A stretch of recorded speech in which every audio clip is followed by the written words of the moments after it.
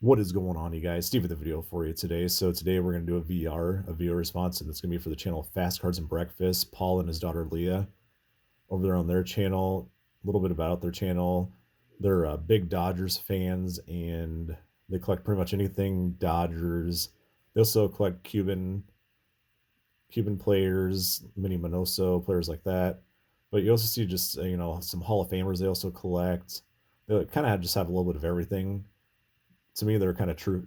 They're true fans of baseball, and I really respect and like that kind of stuff. But yeah, those three things are just kind of what their channel focuses on. A link to their channel will be in my description. And one other thing that's really neat about their channel is I don't see them do it as much, but they'll serve up some kind of breakfast and kind of highlight it in some of their videos. That's kind of neat. Do a little bit of pack openings as well, and just really fun and great people. So please go check them out. And what their VR is it's gonna be about players that just kind of spent like just a real quick time, and you don't really connect that player with that team. So I got just a small list here, and I'm gonna kind of go through them. So we're gonna start with this guy here, Clint Frazier. And for me personally, Clint Frazier did not get a fair chance with the Yankees. I know his defense was just pitiful, but I honestly think he had a pretty good bat behind him, and if he could have just tweaked his defense, I think he would have been great. But I personally don't think he got a fair shot at being a full time player with the Yankees. So I know he's still floating out there, team to team, and I don't even think the Cubs honestly gave him a fair shot, and I'm a Cubs fan. So yeah, I only think of Clint Frazier as a Yankee, and I feel like the Yankees did him wrong. Next, we got Chris Bryant. He's a Colorado Rocky, and I see him in a Cubs uniform, and he is a Cubs legend to us. But kind of hope that he makes the Colorado Rockies his home, and he goes into the Rockies Hall of Fame, and that's kind of who he's known for. I hope is the Colorado Rockies. So yeah, KB, one of my favorite players too. Kind of lost a lot of traction on him as being my favorite. It's really gone towards Bryce Harper as players of today. Now we're gonna get more into the cards. The cards and who you don't connect them with. Here's the 1959 tops of Billy Martin. I was connecting with the Yankees and being the Tigers manager, so I don't really think of the Indians when talking about Billy Martin.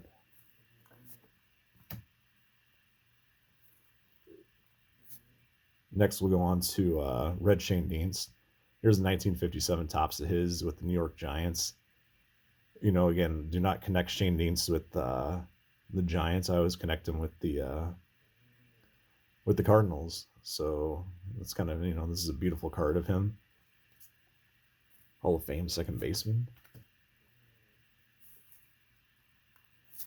Another one, Hoyt Wilhelm, one of my favorite pitchers out there of all time, and I'm glad he was a Cubby for a year. But I always connect Hoyt Wilhelm with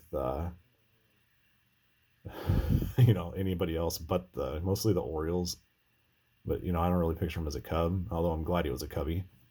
So yeah, Hoyt Wilhelm's another one that you don't really link him in as a Cubby or White Sox or anybody else.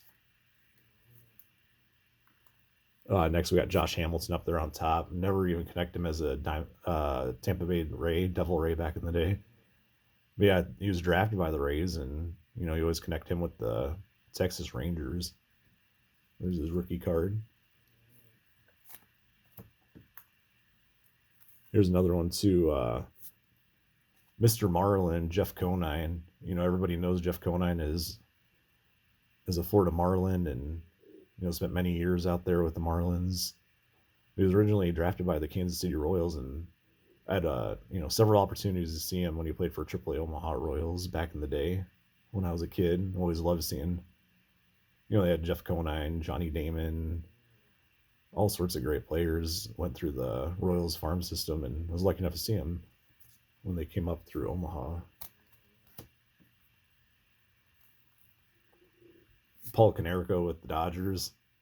Never connect Konerko with the Dodgers. I always think the White Sox, even though I know he's drafted by the Dodgers. But yeah, it's kind of, for me, I'm kind of doing this VR of who you first think of right when you see that player. What team they belonged on. So here's Deion Sanders. You know, I always connect him with the Atlanta Braves, that vicious team they had back in the early 90s. Never really connected him with the Reds. Next, we got Trevor Hoffman, one of the greatest closers to play the game. And I always think of the San Diego Padres whenever you think of the Hall of Fame closer. But there he is with the Miami Marlins, Florida Marlins. Love those old Marlins logo. I wish they would go back to that in those colors.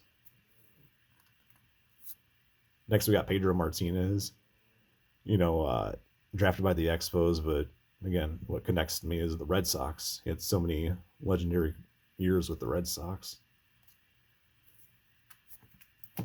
And I'll do a few more before I move on. Eddie Murray.